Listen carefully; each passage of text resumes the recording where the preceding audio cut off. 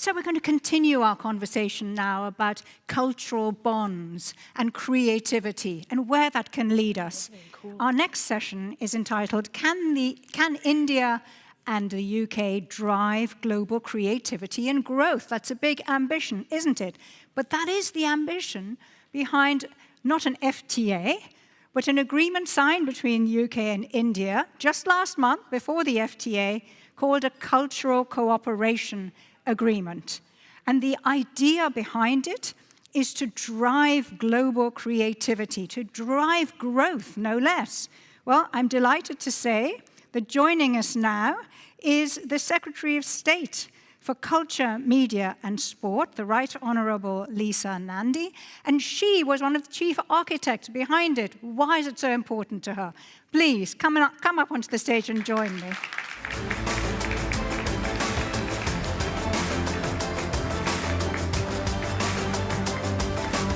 So much.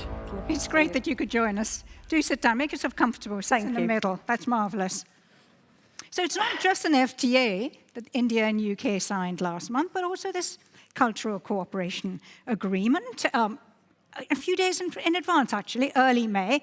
And you were really driving the move towards it. Why? Why is it so important to you? Well, could I start? I know that you've had a minute's silence at the start of today, but could I just start by expressing my sympathies to everybody affected by the Air India catastrophe. It's a huge tragedy to affect both of our nations, and the relationship between India is long and deep, and it's very personal, and we are hurting with you right now. I know the Prime Minister expressed his condolences personally to Prime Minister Modi, but I did just want to take a moment to reflect how much this has affected me, my family and our whole nation, and we stand with you in solidarity. And so many people here have ties with Ahmedabad, have been to that airport, have got family in Gujarat. Yeah.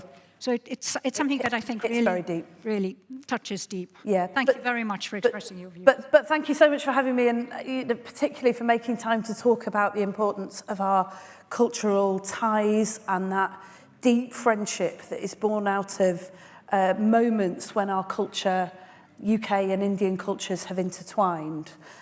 This is a really personal thing for me. My dad is from Kolkata. I have family there, and recently I was able to visit both Mumbai and Delhi for the Waves conference and to sign the Cultural Cooperation Agreement. This is an incredibly important thing for our two nations. We have amazing cultural institutions. We have great numbers of people who travel between the UK and India, whether it's to work or study, for tourism. And we have families that are connected across our two countries. We've long believed there is untapped potential in the relationship between the UK and India. Untapped potential, did you say? Right. Untapped potential. And so we've started with the Cultural Cooperation Agreement. It is a statement of intent between our two nations. We both see the future of our countries as being driven by culture and creativity. Nobody who attended the Waves conference in Mumbai could be in any doubt about India's ambitions in this field.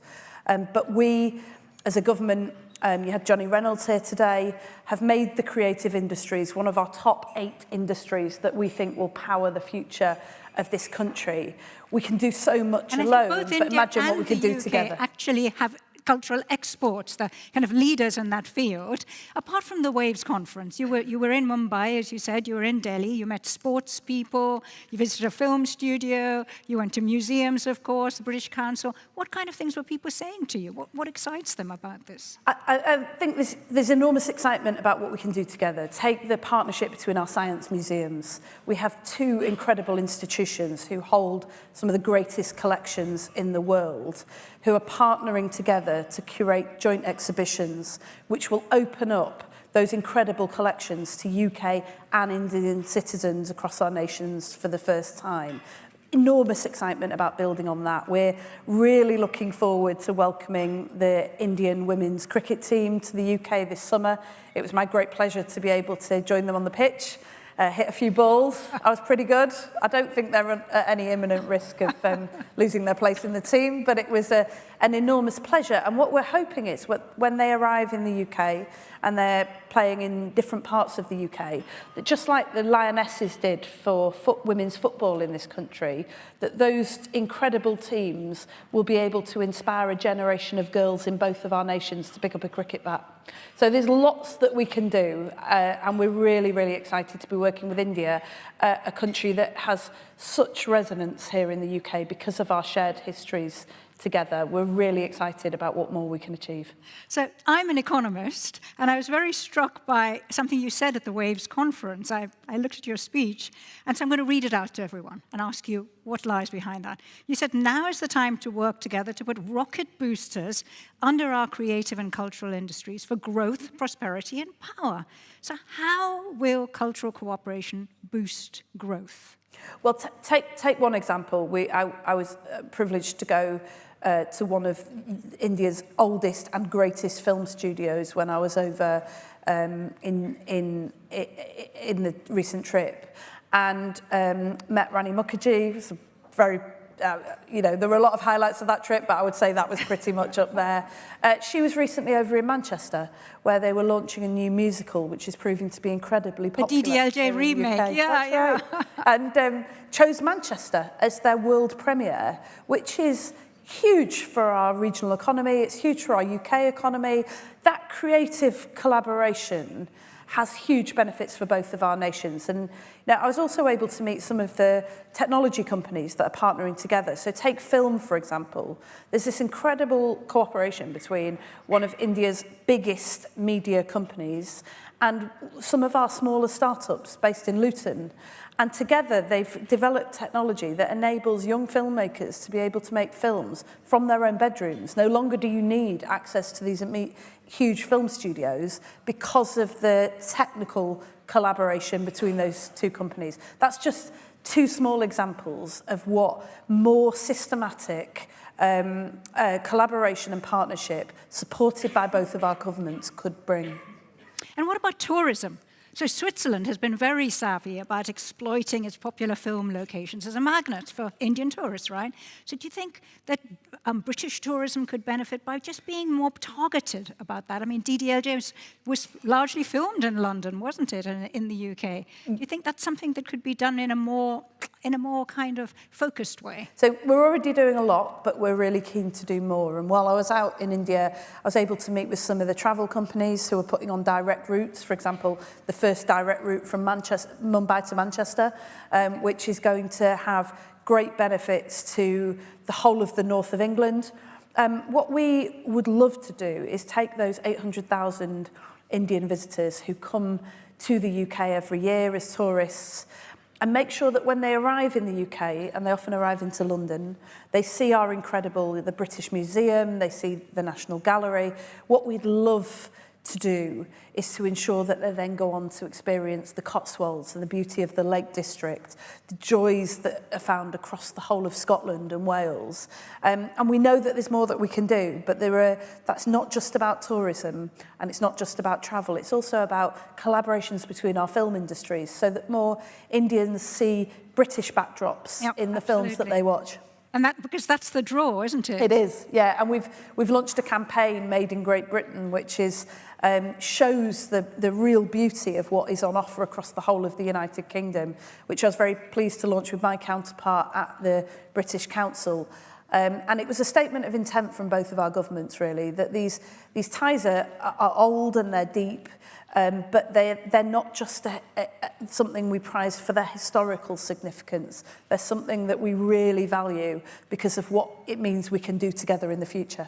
You mentioned museums and initiatives that are going on between the science museums, and all the museum directors pretty well have lined up to laud this agreement. We know about wonderful blockbuster shows that have happened at the British Museum, the V&A, in the past few years. So that's not really about growth, isn't it? That's more about cultural understanding.